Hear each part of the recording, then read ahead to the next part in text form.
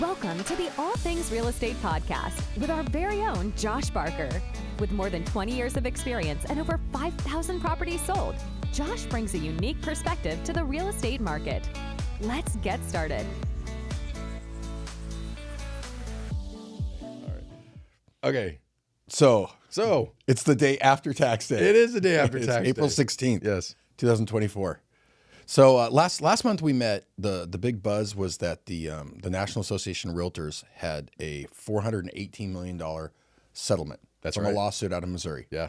Pretty big. Some pretty big changes, stuff that had been in the works. We knew the lawsuits were there, and there was multiple settlements actually. Yep. But the big one was NAR, and we were discussing like how's that going to change real estate. You had some opinions that were pretty strong. Said, hey, it's going to be better for the consumer. I think so. You know, and a lot of the things that came out of that settlement were like, well, they're already in place in California because this is a national level settlement. And it's like different states are different, but a lot of the stuff that they said, hey, moving forward, you have to do, they already did a lot of these disclosures in California. So there was two big pieces, right? There was the listing commission being published on the MLS. Right. And there was the, hey, if you want to see a house, you have to have a buyer's agency agreement. Like, and I had a question that we never got to address that I Okay. wanted your opinion on was, Sure. what about open houses? So I'm going to pull up to an open house. Oh, you want to see this house? Like Yeah. by law now, Yeah. we've got to have some type of contract in place. In order to show the property. Yeah. Yeah. Yeah. How do you think that'll affect that? That's a good question. I don't have the answer for that one. Gotcha. Yeah, you did. We're waiting for the guidance actually from California Association of Realtors on that one to give us an idea of, because it's their policy. Yeah. So for our listeners, again, well, why do we real estate agents have to pay attention? There is a distinct difference between the California Association of Realtors / the National Association of Realtors. There's a big difference between that organization and the California Department of Real Estate. California Department of Real Estate isn't the one that's setting these rules. You know, they have other rules that they deal with, of course, that relate to real estate law. But there's the National Association of Realtors is a trade organization. The California Association of Realtors is a subset of that, and they issue us as realtors. And to get the name realtor, you have to be a member of this organization. They give us a list of bylaws in which we have to follow, and it's been like that. I mean, forever, right? I think it's 100 years now or something. So, I mean, and like we talked about on our previous podcast, you know, there's been some issues going on for a long time. The Department of Justice has been, you know, essentially trying to challenge the Association of Realtors regarding commissions and how things are structured. They've been working on that for several years now, I think 3 to 5 years minimum. And they never really got any big traction on it. But this settlement, this lawsuit that came out of Missouri, there was a collection of sellers that were suing the National Association of Realtors, local MLSs, a handful of large brokers, national brokers, and basically saying that all these entities were colluding to cause inflated commissions. And really what it was really about, it was just that there's this regulation and rules within the National Association of Realtors that even though they don't tell you have to charge a certain amount, and they certainly don't force that, the perception is pretty bad, and a lot of agents, you know, follow some guidelines that they issue, us included. I mean, we obviously would list properties at either 5% or 6%, usually depending on the price point, and then we'd normally the seller would choose to offer half of that commission to a cooperating broker to incentivize them to want to show the home. We'd advertise that commission on the multiple listing service, so the other agent would know automatically that they were going to be paid. And then as a result of that kind of helped keep the whole process moving, right? Yeah. And so, yeah, to your point, they've changed now 2 major rules that are going to take effect sometime in July. And one of them is that no longer can a broker advertise the commission that they're offering to the buyer broker on the multiple listing service. You can't do it. And then the second one is that prior to showing a home, an agent will be required to sign a buyer-broker agreement with the buyer prior to go out and showing the home. And in that buyer-broker agreement, you'll discuss, you know, what the scope of services are that you're offering, what your fee is that you're charging, who will be paying that fee. And so some more transparency on that side as well. Yeah, it has to be super clear. And I remember reading it, and it was that it cannot be ambiguous. Yeah. There's none of this like, well, maybe it has to flat stay either a flat rate or a percentage, but a buyer has to know exactly what they're about to. Without question. Yeah. Without question. And, you know, I've taken a little bit of heat from this because we're so pro this policy. We think it's a really good thing. And I think, agree. you know, we have a lot of agents that are like, really, you think that's a good thing? And I'm like, I do. And the reason why is I don't know why sellers, in a position where they're carrying the full burden of the fee involved with selling the property, considering there is a whole other side to the transaction, which is the buyer, right? And so they're carrying the burden of that cost, or at least it's perceived that way. They're the ones that typically are negotiating the fees in which are involved in the transaction, which means normally the buyer didn't get the opportunity to negotiate it, even though they probably knew that their agent was getting paid somehow from the seller. They may not always know how much. They may not know really what the scope of service was. So I think from the buyer's perspective right now, I think it's going to get really good, because now a buyer can participate in how much their agent's going to receive in terms of compensation for the services they're offering. I think I talked about, I can't remember if I really addressed it the way I wanted to last month. I was on a radio show about a week ago that talks about lending and stuff. And I was a little more clear in that I thought it was really good for not only consumers, but good for agents. And my take on it was that buyers agents all have these horror stories of working with people, putting a lot of time, effort, helping them. And then the person's like, oh, I went into an open house and the person told me if I didn't put an offer in right then, I wasn't going to get the house. Yeah. And I think that I don't know how the right way to put this, but I think it breeds a lack of professionalism. I don't think it was right. I think that it was legally right, but I don't think it was, I don't want to say morally or ethically right for those agents that are in the open house to say, oh, if you don't put an offer in right now, I mean, I can see that you really like this house. And I think it just starts to breed a non-professionalism, because now you have buyer's agents that it kind of builds a desperation, because like you've got to, suddenly someone calls you at 9:30 on a Sunday night and I need you to show me a house, right? Okay, it's like, come on, let's keep this, let's be respectful of everybody's time. Let's keep this at a professional level. And I think this buyer's agency agreement, this enforcing of it, is going to do that. I think it'll contribute to it. I don't know what percentage, if everybody's going to follow it initially. It's going to be the Wild West. Oh, okay. We're already, gravitating that direction right now, because we think it's a good thing for the seller. We think it's a good thing for the buyer.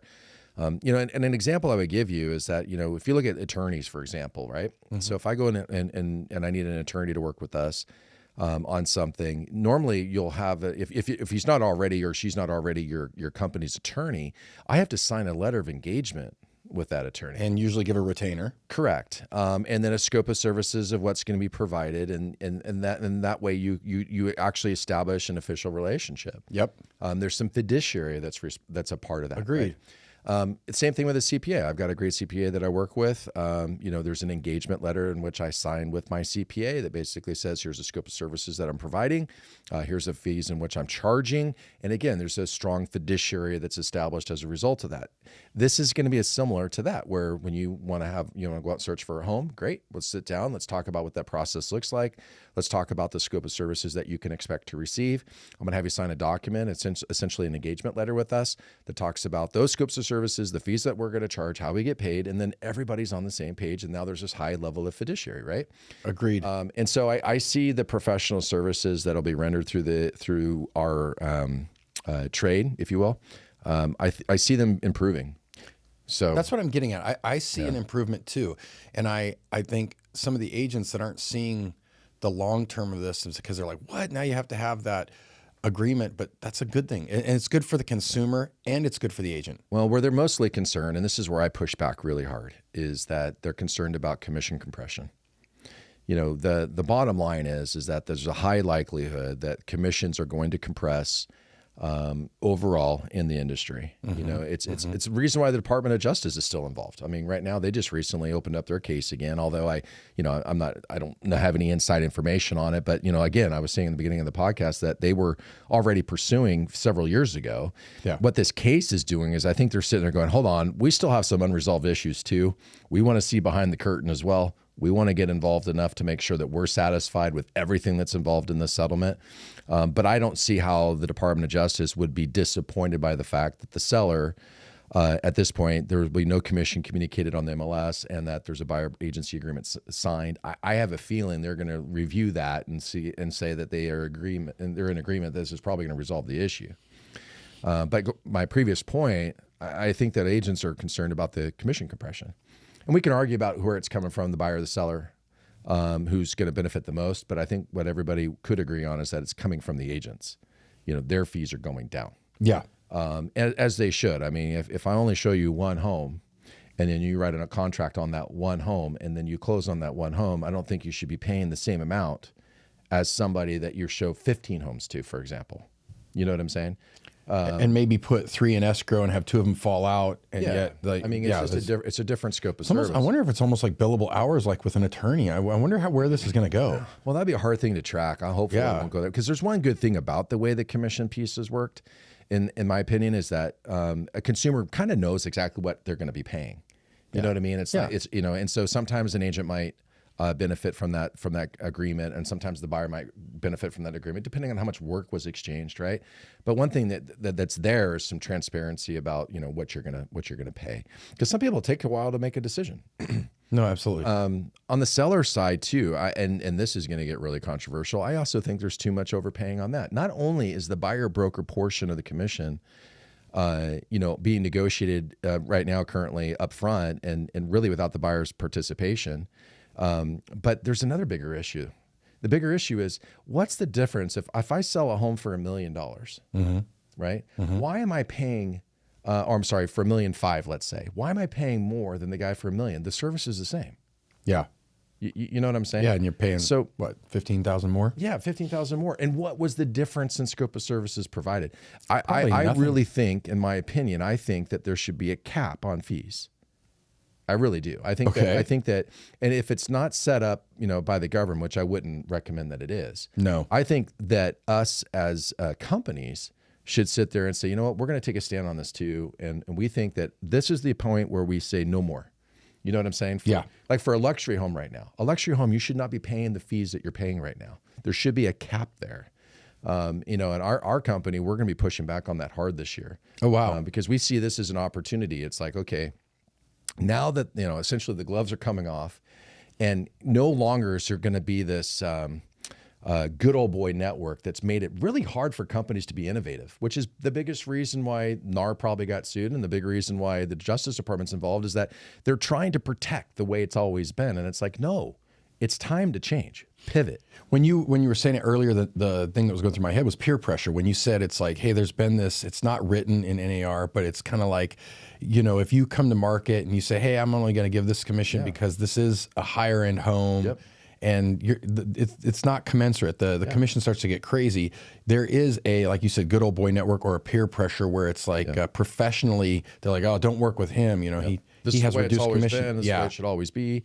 You know, and I'm constant when I hear agents pushing back on it. They're like, I mean, you know, I've heard things like, oh, well, we're going to find our own way to communicate commissions. I'm like, you guys are price fixing, you're colluding, and you can get in trouble for that now. Yeah. You know, that is wrong. You know, stop doing it. It now, gloves are off. They've been very clear on the direction they want this to go. You know, they want the seller to not be in a position where they're forced, you know, in some way, even whether it was really intentional or not, they're not going to be forced to pay a buyer broker commission. And a buyer should be able to be involved in the negotiation of what their agents receive for services, right? Yes. And ultimately, we need to start looking at the fees that are involved in this transaction. They're just too high. Now, I would say that in Shasta County, and this is because of where we live, right? Our average sales price is not the Bay Area. No. And so for our fee for services, with the exception until you get in the luxury market, our fee for services is probably in line with the service. Yeah, totally. You know what I mean? It's not totally out of line for what you get. If you have a professional agent with a lot of experience and can solve a lot of problems, and good project manager can anticipate things that need to be addressed, if you have that type of experience with an agent, I think in Shasta County, the fee is probably in line with the service. You get down into the Bay Area, it's a totally different game. Yeah, $3 million apartment, you know, $2.5 million condo. Yep. I mean, forget like huge houses or anything. I mean, it's pretty crazy. Well, you know, I had a friend of mine that called me up down there. He's been a great, successful agent down there for years, 25, 30 years in the business. And we were having the conversation around the changes that are coming. And, you know, he's asking me, what do you think? And I'm telling pretty much what I'm telling you. And he said, well, I don't know if it'll work that way in the Bay Area. And I said, no, it will. I said, you're going to have companies right now, they're going to start offering a much lower compensation to the buying broker. And you will be signing buyer broker agreements at lower fees. Within a week, he called me back and said, hey, I got a client that called me up. The client wanted to see a $4 million property, and the buyer broker commission was $20,000. which most people listening to this right now are like, that sounds good. Except for down there, I don't get out of bed for less than $25,000. You understand? Down Like, there, that wow. would have been, usually would have been $120,000 fee. That's crazy. And so the agent's asking me, he says, how am I supposed to tell my buyer they're going to have to pay me the difference? I'm like, I don't think that's going to be an easy conversation to have. I'd love to watch that conversation. That would be You got to be a master salesperson. master. But so that's an example of down there. I don't know if their fees for services are in line, Yeah. at the same extent as here. And again, here I think they pretty much are, with the exception of the luxury market. We're going to heavily go into the luxury market right now and see if we can't bring those fees down. Oh, awesome. Does Reading have a big luxury market? No, it doesn't. No, it doesn't. But right? it doesn't matter that it doesn't. The fact is that they're being overcharged, in my opinion, for what they really. You could pay more, but why? Yeah. You know? 3% and you break over $1 million. Like, explain to me exactly what you're doing. Yeah. For my house that you didn't do for the $700,000 house. Like, almost is it not the exact same thing, but yet I'm going to pay $20,000, $30,000 more than that guy? Well, I think a luxury broker would try to give you a list of reasons why, but they're objection handlers. They're not really, accurate. Yeah. The truth is that actually some of the harder transactions, and most agents that listen to this podcast would agree, some of our hardest transactions are not the $1 million properties. No. They're the $250,000 properties. That have 100 things wrong with them. That's that right. Need Yep. like, inexperienced buyer, property that's in poor condition, a lender that's trying to make all these things work, and everything is on a shoestring budget. It's tough, right? Yep. And when problems pop up, it's massive, challenges with solutions. So if anything, I would say that it should be. I mean, the fees for services in the low end. I mean, you're really getting your value out of those because there's a lot of work involved in it. But so we'll see. The Department of Justice. Some people have asked me, well, do you think they're going to change the direction of the course of what's happening in July? I'm like, probably not. I mean, this is already a pretty significant policy shift. I don't know what else that they would want.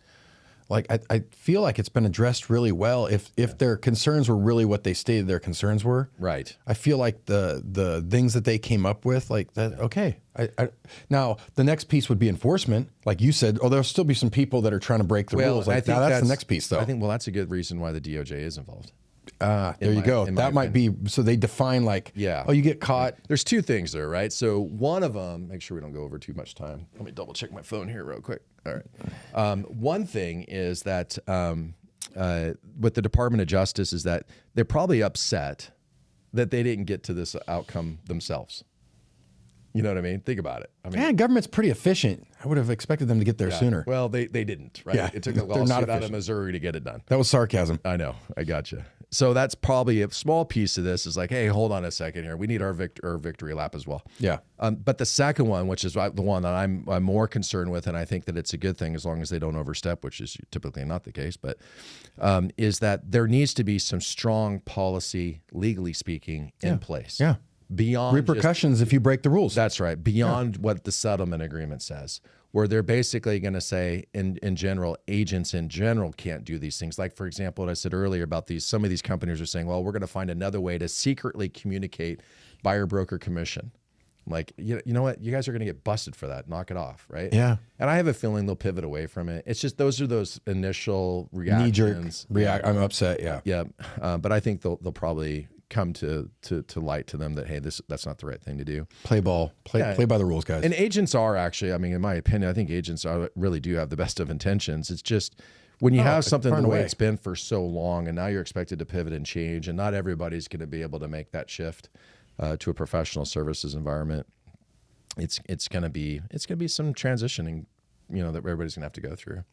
I look forward to seeing how it plays out. I mean, we have our opinions, and I've read a lot, and our opinions are probably molded by what we're reading, but it's like maybe it's just an echo chamber where we're all like agree. Do you concur? I concur. So maybe we'll see how it actually plays out. I think we're on point. Yeah. Based on our time today, I would like to talk about something else because at the beginning of the year, maybe I can't remember. I'm at that age where it all muddies together. Was it 6 months ago, 3 months ago? But we were talking about the feds were, hey, we might have 3 rate reductions in 2024, and isn't that things have shifted a little bit? And they're like, wait a second. Inflation's a little bit bigger than we thought. So, it's a challenge, man. so what's going to happen? Well, the last couple of weeks, started the economy is continuing to produce at a level that exceeds what the expectations were. And as a result of that, I mean, the Feds were talking about maybe reducing the interest rate by a quarter point in June. Now I'm beginning to hear some talk that, you know, if the economy continues to heat up a little bit more than what it expected, they may not do that. And that means that there would be something that late summer that they'd have to look at, or early fall. And going into the election, I'm not sure they're going to want to touch that. So we, you know, if I had to give my guess, I think we still will see at least one rate cut between now and the end of the year. But to see that 3, I think that's already too late for that. I don't see that happening. But here's something interesting, Joey, that I can't get this thought out of my mind. Oh, here we go.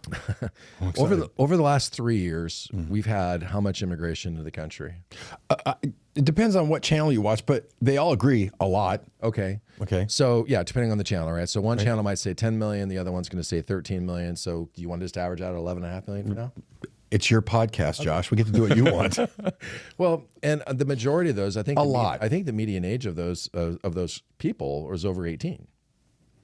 And so, working age, right? Yeah. And do they need money? Yeah. Do they need services? Yeah. Do they buy stuff while they're here? Yes. So does that have an impact at all? I would think so. Are we accounting for that? Because that's one thing I don't hear in all the reports that I'm reading. Nobody's saying that the median person coming into the country in the last 3 years was over 18 years old, and that there's 11.5 million, let's say, on average.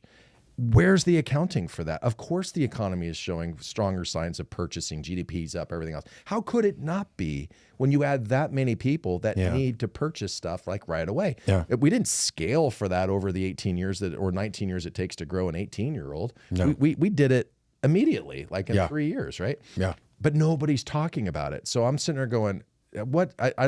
I'm not saying that the policy should be any different. No. I'm just saying that it'd be nice if you added that into the conversation so that I know that you're accommodating for it. You know what I mean? Like I want them to. I want Jerome Powell to say from the podium. I want him to say, due to the amount of immigration that we're having in the country, whether legal or illegal, I don't care. Just say it. As a result, our demand for product and service is going up, and it's showing up on our numbers. Because the problem is that if, let's say that, the political environment shifts in 12 months, and all of a sudden all those people stop coming in, if we don't accommodate for that plan, understanding what could happen, which is a significant fall off in demand as a result of this, of the reduction, right? Yeah. The economy has to be prepared for that, but nobody's talking about it. No, they're not. I haven't heard anybody talk about that. Yeah, well, can you tell I'm passionate about it? Yeah, I am too, and I always have to hold my tongue because this is the Josh Barker podcast, not the Joey Garton podcast. Well, and you know me, I would go into certain veins, but I agree with you. It's a variable that's a very impacting, large variable that no one's talking about, and everyone's like, oh, I just don't understand what's driving. Why is there inflation still going? It's like there's consumption. There are more consumers in the market that need things, and these aren't babies. You know what's funny is it reminds me. I was listening to I'm going to butcher his name, but Chamath Palihapitiya. Sorry, Chamath. He's a billionaire. He's like, Joe, you blew it. But it was great. I was listening to him talk the other day, and they were talking about how the stock market is still going up, even though there's inflation. There's certain factors that shouldn't be going up. Yeah. And he said, here, let me show you something. He said, here are the assets that are purchasable, i.e. stocks. And he goes, and then here's the amount of money still at play. He's like, money managers still have to buy things because they're like, why are these stocks still going up? Why are these PE ratios going up? It's like, because you have a supply of money that exceeds the number of assets. This is what drives inflation, right? Yeah. This is demand is higher than supply, and we're still there. And so back to what you were talking about is when they go, hey man, we thought inflation was coming down. Like, are you taking into account that you have 3% more consumers than you thought? Yeah. Right? So it was 11.5 million would be what? 3% of the American population? Yeah. 3% may not sound like a lot. It is. Well, 3% is. And it's sitting in that age bracket where, they're consuming. Yeah. I mean, an 18 to 35-year-old, a massive consumer. Yeah. You know what I mean? So versus as you start to get a little older, you start to be a bit more conservative in your purchases because you start thinking about, well, I got to have planned for retirement, right? Yeah. Well, these folks aren't doing that right now. I mean, they're coming in for the American dream. They're going to be spending money. And I think that they're going to consume at that first tier of consumption. And that first tier of consumption is like food and gasoline and things. They're not yachts. You know what I mean? They're not coming in and getting Learjets. They're not coming in and buying $1 million homes. They're at entry-level homes. it's like that report that we saw where Reading was at the top of all the U.S. cities based on CoreLogic for appreciation. I think it was like 7.4%. And we talked about how, okay, if you look at the Reading market, why? Because there's very little supply, and replacing supply is a very long process. Yeah. It's not something you can correct quickly. Now, on top of that, though, you have segments, meaning under $400,000 on average will probably, it will carry, this $800,000 home is probably not going to appreciate 7.4%, and the $250,000 home is probably going to appreciate higher than 7.4%. It's going to average out. Yeah. And when you look at, I don't know if you know the number, but what is the average sales price in Reading? Was it $375? I was going to say mid to high threes. So that's going to be affected even more. And younger people in their 20s, those are the homes. They're not looking at the $750,000 home. No, but that brings a larger point. I mean, I was reading a report over the weekend. Department of Real Estate, the California Association of Realtors puts out a magazine. Mm-hmm. So I was reading the magazine over the weekend, and one of the articles in there, and I was just like, what? They stated, and for all of us to go check, right? But if this is true, wow, this is a problem. It stated that the state of California pulled equal amount of new home permits last year as the city of Houston, Texas. You know what I mean? And I'm sure it wasn't exactly the same, but let's say within roughly, roughly the same. So I'm just, it sounds believable actually, because when I think about how many were pulled last year in Reading, it was super low. Half of what it was the year before. I think it was a 1/3.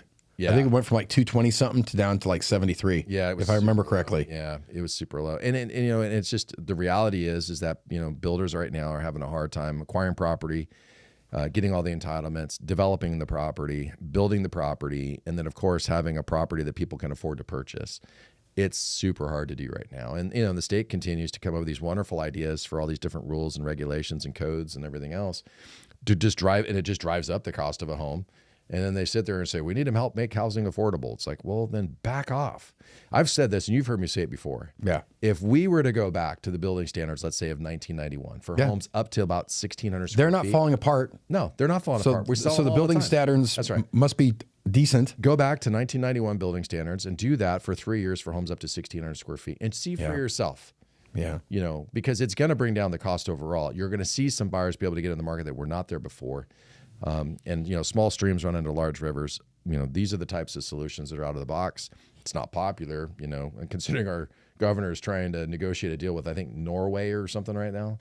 I'm not sure what the deal is, but it's some sort of green energy plan they have. And I'm like, give me a break. I mean, you guys, we need to figure out how to run the state more efficiently before we start to solve the world's problems. But oh wow, Josh, we could do we have another half hour to talk about stuff? But this is it's years ago I was on a podcast, and one of the guys that was on the podcast, we were talking about various social things, and he says, it's not rocket science, and I said, you're right, rocket science is easy. You know what I mean? Thus, we've put people on the moon, and there's robots on Mars. Human science, social science, understanding how this is insanely difficult, because the variables, unlike with rocket science, with physics, things like that they don't just change based on the emotional state of the universe that day. Anything to do with humans, all variables can just change with the wind. And so these things are not easy. You know what I mean? Yeah, they're not easy to solve. They're not. I feel like human behavior is a little bit easier to predict than you would think. I think the challenge is that people don't want to accept what humans want to do and what their natural tendencies are. And as long as you want to ignore that reality, because you really have to have what's called a cause and effect, right? I use this saying a lot when I try to have influence with employees, for example. I may not be able to herd cats, right? But I can move their food. Love that saying. Yeah, and for me, I look at it and I go, all right, well, how what is that relationship between what I need and what they need? And what's that tool, that instrument, that lever that we're going to pull to make sure that we get there? People are a little bit easier to encourage in certain directions. I mean, the IRS does it all the time. If they want you to do a particular thing, they create a tax incentive in that area. There you go. So they're I think they are a bit more predictable than people give them credit for. But it's going to be an interesting thing going forward. I mean, the housing issue is huge. Yeah, it's huge, and it's getting bigger every day. Well, I mean, something's going to happen. right? It's whatever it looks like. I don't have a crystal. If I had a crystal ball, I wouldn't be here right now. I'd be on my own private island with a couple of yachts parked. So, but I am like a bystander. I'll watch. Yes. I'll sit on the sidelines and watch and try to adapt. So, hey, Josh, thanks again. Today's the day after tax day, so I hopefully you guys did your taxes. Yes. But thank you, and I'll see you in a month, and we'll see how this plays out. Okay. Sounds great. Thank you, buddy. Thanks, Josh. If you're enjoying the All Things Real Estate podcast, please feel free to subscribe, rate, and leave a review wherever you listen to your podcasts. That helps others find the show, and we really appreciate it. Thanks again for tuning in, and we'll catch you in the next episode.